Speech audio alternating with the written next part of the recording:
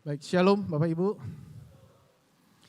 Kita akan bersama-sama belajar kebenaran firman Tuhan di Minggu Palma ini. Kita akan melihat dari Yohanes 12 ayat 12 hingga ayat yang ke-19. Mari kita membaca bergantian. Saya memulai dari ayat 12, Bapak Ibu ayat 13 demikian seterusnya hingga ayat yang ke-19. Saya akan memulai terlebih dulu. Keesokan harinya ketika orang banyak yang datang merayakan pesta mendengar bahwa Yesus sedang di tengah jalan menuju Yerusalem.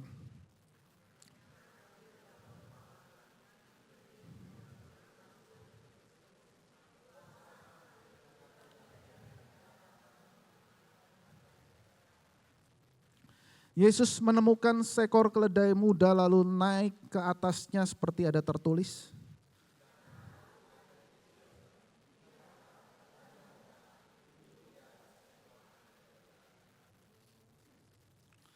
Mula-mula murid-murid Yesus tidak mengerti akan hal itu, tetapi sesudah Yesus dimuliakan teringatlah mereka bahwa nas itu mengenai Dia dan bahwa mereka telah melakukannya juga untuk Dia.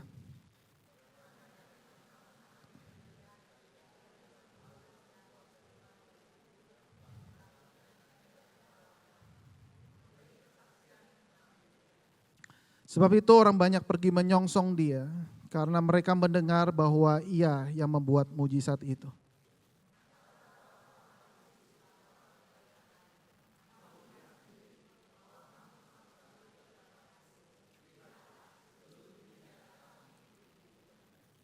Demikian jauh pembacaan firman Tuhan. Berbagilah setiap kita yang mendengar juga melakukan di dalam kehidupan sehari-hari. Nah, saudara-saudara yang terkasih, kita melihat bagian firman Tuhan ini, saudara, inilah penyambutan seorang raja, ya.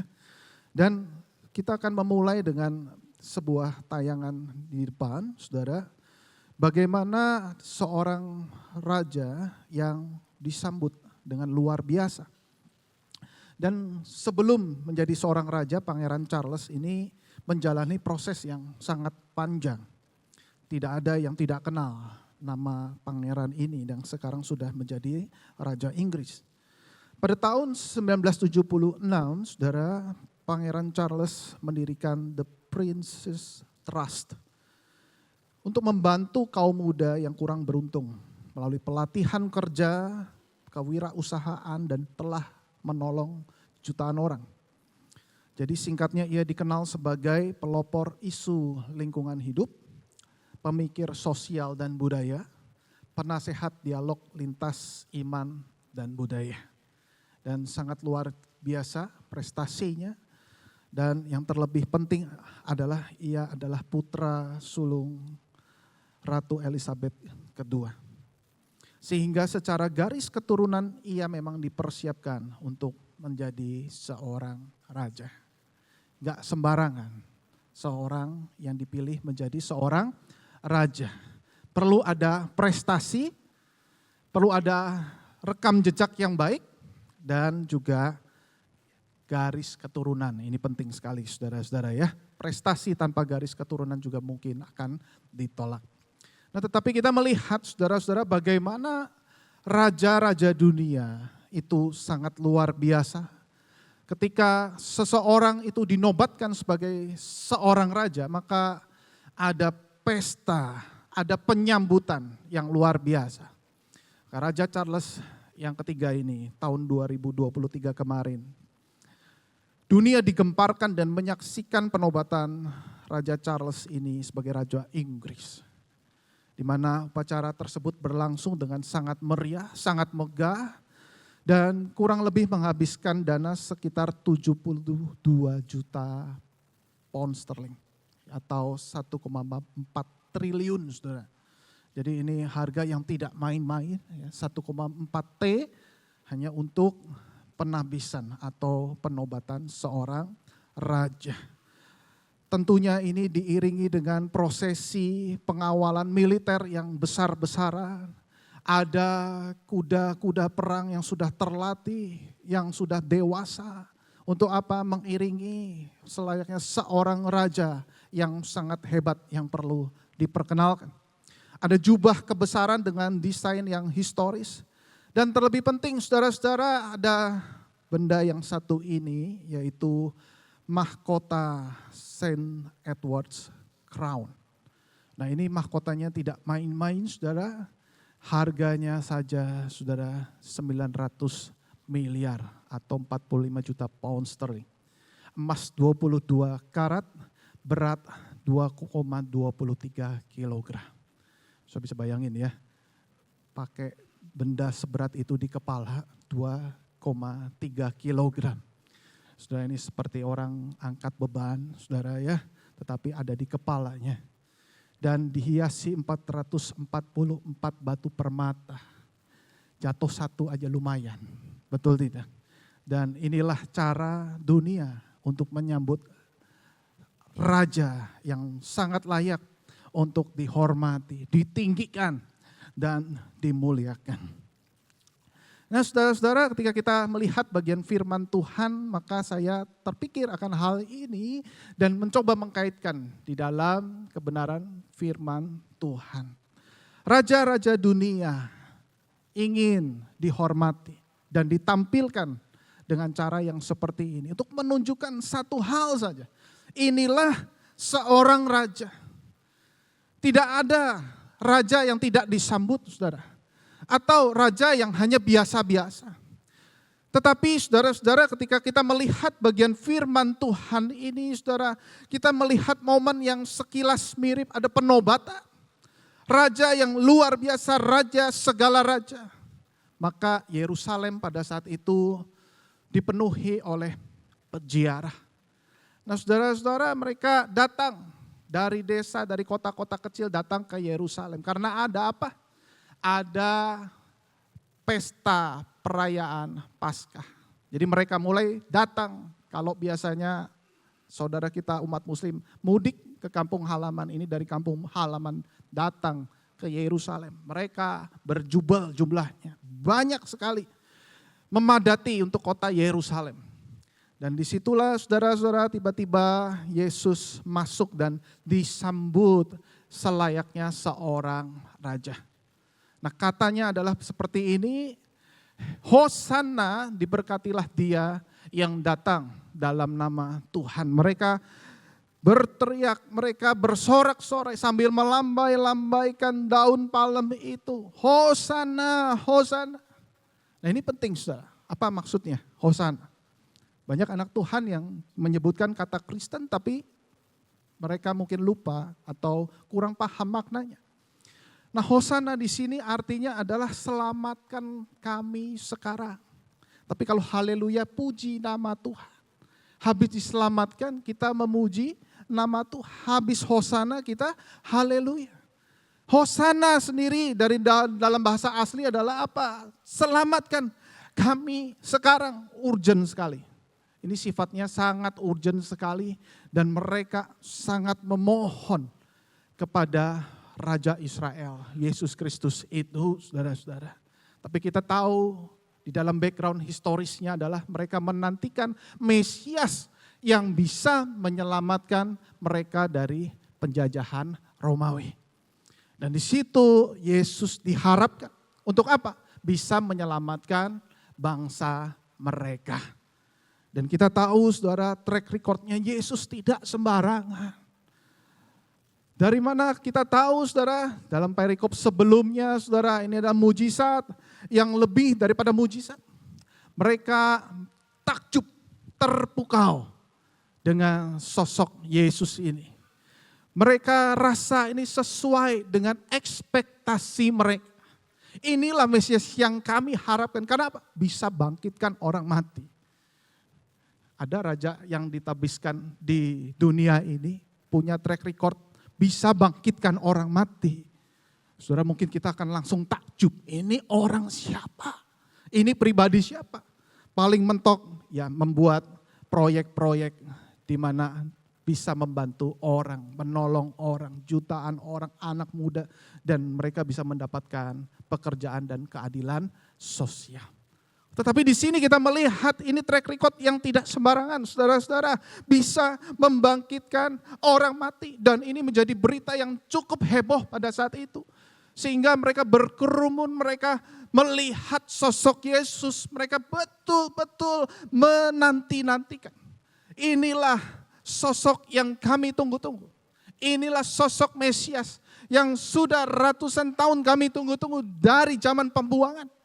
Sehingga inilah kita saatnya untuk berjaya kembali. Inilah saatnya untuk Israel menjadi negara adikuasa. Tidak ada yang bisa mengalahkan bangsa kami. Karena Raja sudah terpilih dan sudah kita nobatkan. Nah di sini saudara-saudara kita melihat bagaimana Yesus ternyata membuat sebuah surprise.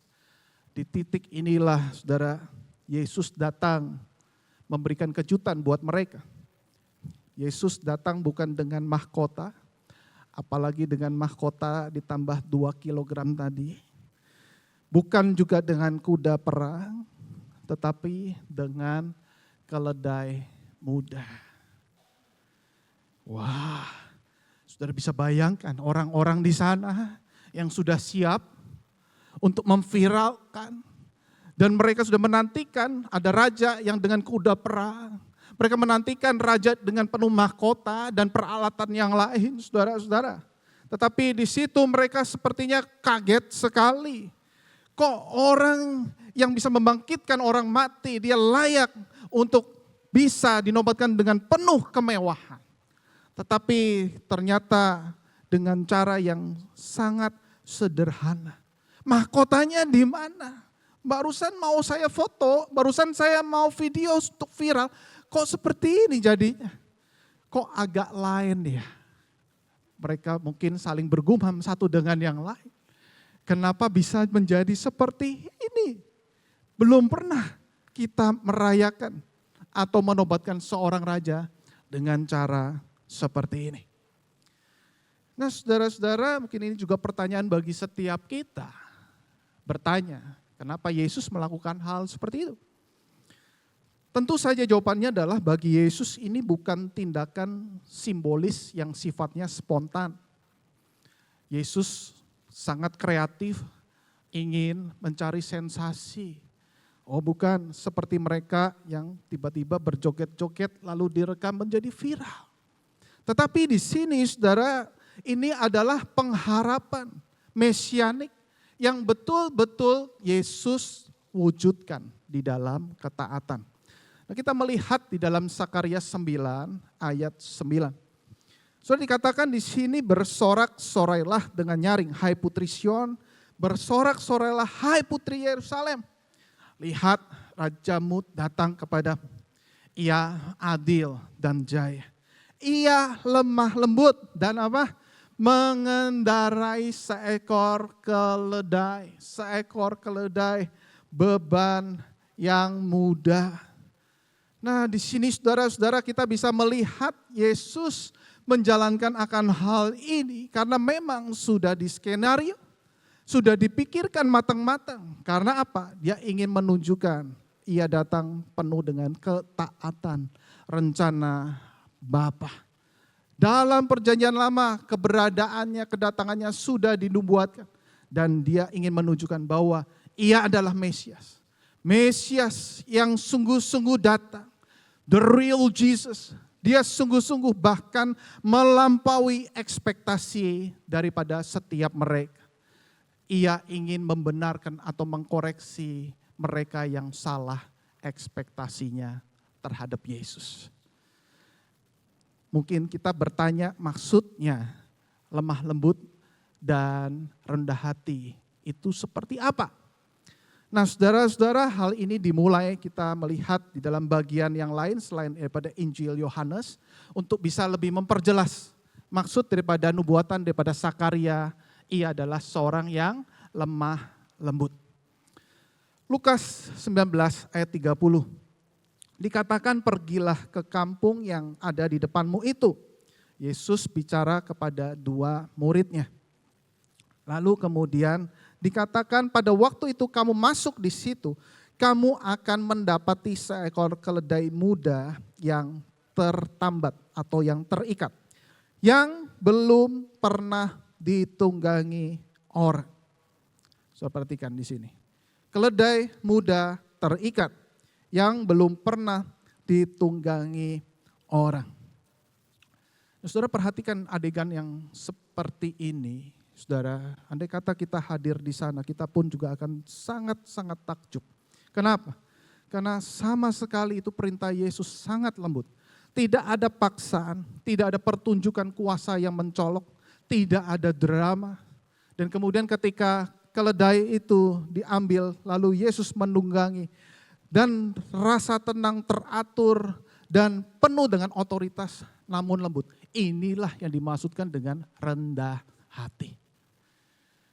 Jadi kalau kita melihat saudara-saudara bagian firman Tuhan ini, saudara, kita akan kagum dengan cara Yesus.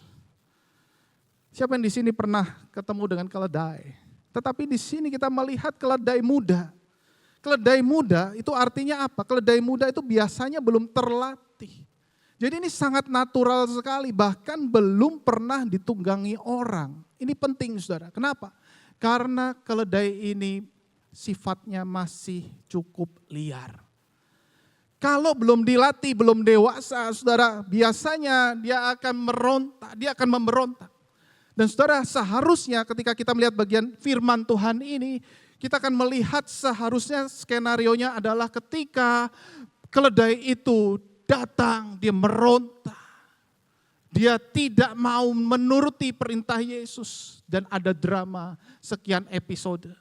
Tetapi kita lihat di sini, tidak ada paksaan, tidak ada drama, semua tampak biasa, tenang. Saya pernah ke tempat kebun binatang atau semacam itu untuk foto selfie dengan keledai, ayo susah, harus bawa makanan. Sini. Sudah dia bisa melengos ke kanan, bisa melengos ke kiri. Untuk foto selfie bersama dengan anak saya, ini lihat. Gitu ya kira-kira. Saudara, itu gak gampang, apalagi menungganginya. Seorang pendeta dia cerita saudara, jemaatnya itu ada dokter hewan. Kalau ada mohon dikoreksi kalau cerita ini memang cukup ilmiah. Jadi ketika dia membaca atau jemaatnya dokter hewan ini membaca bagian ini, dia betul-betul kagum dengan Yesus. Dan biasanya kita, saudara dan saya, waktu melihat bagian ini tampak biasa. Tetapi ketika dokter hewan ini kok ada ya orang yang berdaulat, penuh kuasa, penuh kasih. Takjub sekali sampai meneteskan air mata. Oh ya, biasanya kita meneteskan air mata, Tuhan mati di atas kayu salib tergantung. Dia menjadi sahabat yang mati buat sahabatnya. Itulah Tuhan kita. Wah, ini adalah Tuhan yang berkuasa tapi penuh kasih. Tetapi ini ada cerita di mana, wow, Yesus bisa menunggangi keledai. Dengan tenang, saudara-saudara, keledai muda yang baru diikat, belum pernah ditunggangi orang. Wow, ini Yesus Allah berdaulat penuh kasih, bertobat nih saudara ya. Luar biasa, ada sosok yang seperti ini. Nah tentu saudara-saudara, Yesus adalah Allah yang berdaulat, Allah yang maha tahu. Dia tahu setiap detail. Dan ketika dia masuk ke Yerusalem sudah tahu, dia sudah pikirkan akan hal itu. Itu menjadi rencana detail yang intensional, yang sengaja. Sehingga apa? Minta pada murid-muridnya juga bingung, maksudnya apa? Tolong ambilkan keledai muda itu. Dan di dalam bagian lain, sudah Injil Matius, kalau ya pinjam, ya terus kemudian ada yang tegur kamu, bilang bahwa Tuhan memerlukannya. Lalu pinjam dengan begitu mudahnya.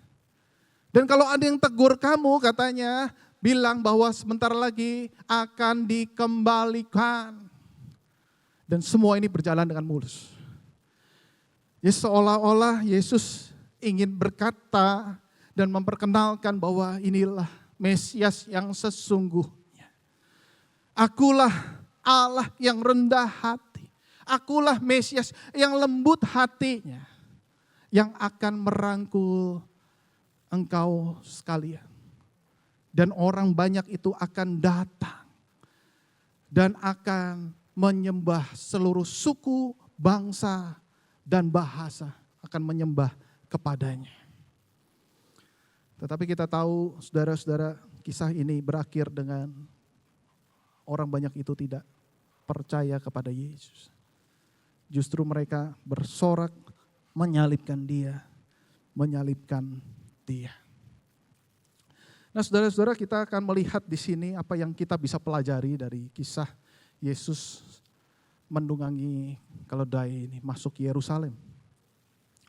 Yang pertama, kita belajar bahwa Yesus ingin mengenalkan dirinya yang sesungguhnya. Yesus yang melampaui ekspektasi manusia. Tetapi banyak orang dan termasuk kita seringkali punya ekspektasi tersendiri tentang Yesus. Nah, di sini saudara-saudara, Yesus sangat jelas dan ingin menekankan bahwa akulah Allah yang menebus dosa manusia. Akulah Mesias yang akan mati bagi engkau. Jikalau engkau tidak punya persepsi atau cara pikir tentang Mesias seperti ini, engkau salah ekspektasi. Kau salah ekspektasi. Aku bukannya tidak bisa menyembuhkan kamu. Aku bahkan bisa membangkitkan orang mati. Tetapi yang terpenting, yang menjadi kebutuhan dasar umat manusia, itulah yang aku lakukan. Nah, di sini saudara-saudara, bagian firman Tuhan terus berlanjut dalam Yohanes 12 ayat 23 sampai 24. Dikatakan seperti ini ayat 23, tetapi Yesus menjawab mereka, katanya telah tiba saatnya anak manusia dimuliakan. Artinya apa? Kemuliaan bukan kamu bersorak-sorai dengan daun palem. Kemuliaan bukan sorak-sorai kamu menggunakan mahkota-mahkota raja. Bukan. Tetapi aku akan naik di atas kayu salib. Disitulah aku akan dimuliakan. Ayat 24, aku berkata kepadamu, sesungguhnya jikalau biji gandum tidak jatuh ke dalam tanah dan mati, ia tetap satu biji saja. Tetapi jika ia mati, ia akan menghasilkan banyak buah. Nah, saudara, kita tahu setelah Yesus mati di atas kayu salib, kita tahu suku, bangsa, bahasa semua datang menyembah dia. Bukan hanya keselamatan ada di dalam orang-orang Yahudi, saudara-saudara, bahkan mereka juga tidak terima Yesus, tidak diselamatkan. Tetapi keselamatan mengalir ke bangsa-bangsa lain. Dan itulah sebabnya saudara dan saya bisa menerima Yesus, menerima keselamatan. Dan puji Tuhan karena Allah yang rendah hati itulah yang menawarkan berita keselamatan. Supaya apa? Supaya kita bisa menerima keselamatan dengan mudah. Kita hanya, Tuhan, aku percaya Engkau. Aku mau terima Engkau sebagai Tuhan dan Juru Selamat. Di situ kita langsung, saudara-saudara, untuk bisa menerima keselamatan itu. Dan saudara bisa bayangkan bukan?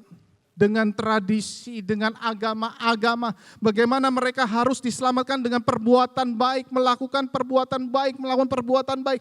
Sampai sejauh mana mereka bisa menerima keselamatan itu. Tetapi Yesus yang rendah hati itu menawarkan bagi setiap kita. Bagi mereka. Aku mudah untuk didekati. Aku mudah untuk dipercaya. Hanya kamu percaya dan beriman kepadaku. Saudara, ini indah sekali, saudara. Di mana seseorang yang berjuang lelah dengan agamanya. Sampai dia bisa merasa diri baik. Tetapi juga ada hati nurani yang berkata, kamu masih banyak dosa. Lakukan lagi yang baik. Sampai kapan? Sampai kapan? Karena itu Yesus berkata, datanglah kepadaku yang letih dan lesu dan berbeban berat. Aku akan memberikan kelegaan padamu. Aku ini lemah, lembut dan rendah hati. Aku mudah untuk didekati. Aku mudah untuk dipercaya. Datang kepadaku. Datang. Nah, saudara-saudara, kita melihat di sini bagian firman Tuhan, saudara-saudara, ketika anak manusia dimuliakan. Dan disitulah saudara bagaimana Bapa memuliakan anaknya. Dan disitulah saudara-saudara Yesus dimuliakan. Dan disitulah menjadi pengakuan iman kita. Dan ini menjadi sandaran hidup kita.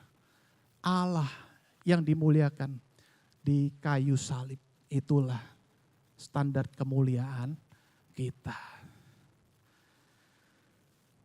Seorang filsuf ateis, dia berkata begini, manusia menciptakan Allah menurut gambar dan rupanya. Saya pikir-pikir, ini kalimat konfrontasi sekali ya, ekstrim sekali, tapi saya pikir-pikir, kalau bukan Yesus atau membuat versi Yesus sesuai dengan apa yang dia mau. Sesuai dengan ekspektasinya, bukankah sama dengan kalimat ini? Manusia mencipta Allah menurut gambar dan rupanya. Dia melawan jelas firman Tuhan yang berkata bahwa Allah mencipta manusia menurut gambar dan rupa Allah. Di sini saudara-saudara, filsuf ateis ini ingin mendobrak, membongkar hati orang yang katanya beragama. Beragama untuk apa? Beragama untuk sembuh. Beragama untuk apa? Beragama untuk kaya. Beragama untuk apa? Untuk tempat pelarian ketika dalam kesusahan. Saudara, itu semua bisa Tuhan lakukan, tetapi kalau itu yang menjadi utama, bukankah kita sedang mencipta Allah menurut gambar dan rupa kita? Di sini Yesus jelas sekali ingin menekankan, kamu semua salah mengenal aku. Yang kamu ekspektasi adalah aku naik kuda perang kan? Tetapi aku muncul dengan keledai muda. Saudara, keledai muda bedanya dengan kuda perang. Keledai muda itu belum terlatih, liar, tetapi kuda perang itu sudah sangat terlatih. Kuda perang itu harus dibiasakan dengan suara keras, genderang, teriakan, benturan senjata. Dikenalkan pada bendera berkibar, kilatan logam, dan gerakan tiba-tiba. Dilatih agar tetap tenang saat orang bergerak di sekitarnya. Semua dilatih, saudara-saudara. Kuda perang gak ada yang tidak dilatih. Tidak ada yang tiba-tiba diikat langsung ditunggangi, itu tidak ada, itu bukan kuda perang. Dan inilah gambaran ketika Yesus menaiki keledai muda. Ini lebih daripada kuda perang yang belum terlatih. Tapi Yesus Allah yang berdaulat itu, dia bisa dengan tenang.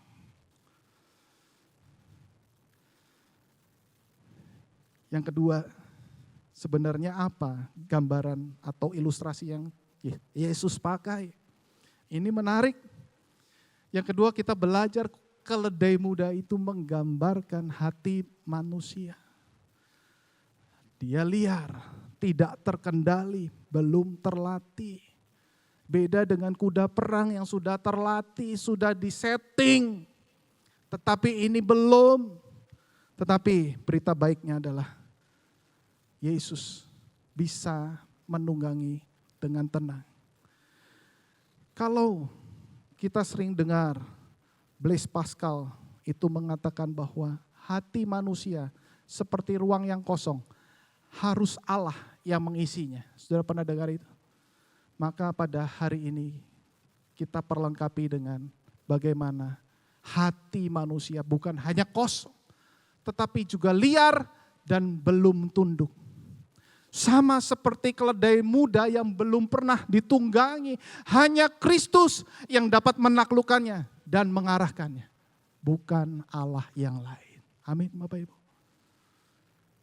Hanya Kristus yang mampu mendunggangi keledai muda itu. Artinya apa? Hati manusia yang liar, yang kosong, bukan sembarang Allah. Harus Kristus yang bisa mengisinya. Sehingga apa? Sehingga hati yang di dalam Kristus itulah yang mampu dijinakkan. Hati di dalam Kristus itulah yang mampu diubahkan. Hati di dalam Kristus itulah yang mampu mengasihi. Dan disitulah saudara-saudara, bagaimana titik yang sangat penting itu dinyatakan oleh Yesus. Tim Keller, dia berkata begini, Yesus tidak bisa hanya disukai. Ia memaksa kita memilih untuk menolak dia atau merajakan dia. Dan saat-saat seperti ini, firman Tuhan yang sama juga ingin bertanya bagi setiap kita. Kita tahu ending dari cerita ini, orang banyak berseru, salibkan dia, salibkan dia. Padahal sebelumnya dia bersorak, Hosana, selamatkan kami. Kenapa bisa ekstrim terjadi, berubah? Karena jelas ekspektasinya salah. Dan hari ini saudara-saudara, Yesus juga ingin bertanya bagi setiap kita. Apakah kita hanya kagum dengan Yesus? Atau kita betul-betul merajakan Yesus? Kagum dengan Yesus sama merajakan Yesus, dua hal yang berbeda. Dan Tim Keller berkata, kalau engkau hanya kagum dengan Yesus, Yesus bisa melakukan mujizat. Yesus bisa mengeluarkan orang dari roh jahat. Yesus bisa melakukan hal-hal yang hebat. So, percayalah, kau dan saya hanya seperti orang banyak yang bersorak Hosana. Tetapi tidak lama kemudian kita akan menyalibkan Yesus. Pertanyaannya adalah, apakah selama ini kita sedang merajakan Yesus? Atau sedang mengendalikan Yesus? Saudara, bagaimana cara kita memperlakukan Yesus selama ini? Bagaimana ketika keinginan-keinginan doa kita tidak terpenuhi? Apakah saudara tetap percaya bahwa kehendak Yesus itulah yang terbaik? Dan kita tetap taat. Kau tetap segala-galanya bagiku. Karena engkaulah Raja. Ketika doa kita tidak dijawab sesuai dengan harapan, apakah kau dan saya sering meragukan iman kita? Namun sesungguhnya bukankah saat-saat seperti itu yang tidak sesuai dengan ekspektasi kita, Yesus sedang bekerja menghancurkan ego dan menundukkan hati kita, supaya hati kita tetap merajakan Dia. Saudara, saya balik. Ketika semua permintaan kita Tuhan wujudkan, jangan-jangan kita tidak sedang menyembah Yesus. Yang kita sembah hanyalah ego kita, tapi kita mengendalikan Yesus, menggunakan Yesus untuk memberi makan ego kita. Kita ingin kaya, Tuhan tolong, langsung kaya saudara-saudara. Puji Tuhan, sebenarnya siapa yang kita sembah? Ego kita. Kita ingin sukses, anak muda pengen punya karir yang brilian, tiba-tiba Tuhan kasih saudara. Bukankah seringkali ada banyak anak Tuhan yang sukses, tetapi sebenarnya dia menyembah kesuksesannya dan keberhasilannya lebih daripada Yesus. Aku ingin punya keluarga yang bahagia. Tuhan tolong. Saudara, punya keluarga bahagia tidak salah. Tetapi apakah Yesus menjadi nomor satu? menjadi yang lebih penting daripada keluarga kita? Atau kita kendalikan Yesus untuk memberi makan keluarga kita?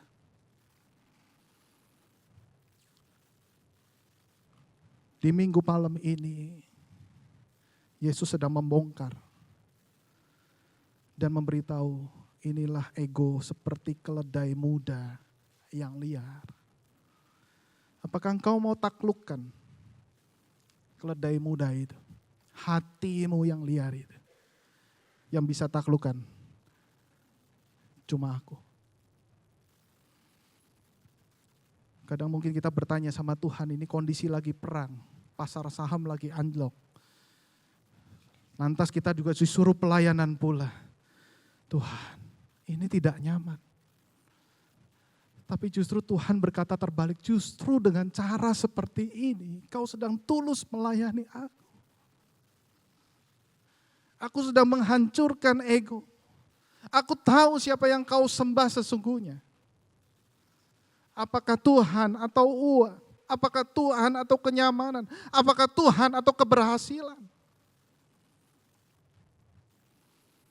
Dan di saat seperti ini, saudara, mari.